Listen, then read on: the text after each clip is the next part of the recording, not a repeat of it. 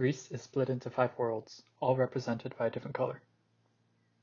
You start the game with basic movement abilities. Each additional world unlocks a new ability for your character. Each color also introduces a core way to interact with the world. You start with the ability to collect lights, and every color supplements this with new mechanics.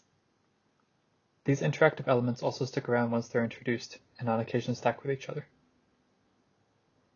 Each color also has mechanics unique to that world. These mechanics appear briefly and then never appear again.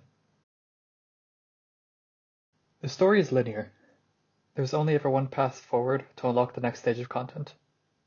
Once the next stage is reached, the previous stage is inaccessible. Each chapter has a lock at some point, where the player must find keys of light to advance. Even with 2 paths, the story is still linear. Players go one way, then the other way is always the remaining path. There's a shortcut back upon finding a key, so at no point does the player have any reason to backtrack. The end of Blue introduces the first open world elements. There are multiple paths, meaning that this is the first time in the game that the player has to keep a visual map of their surroundings in their head. They must understand and navigate a tiny zone to advance to more content. Yellow has an alternate approach to an open world.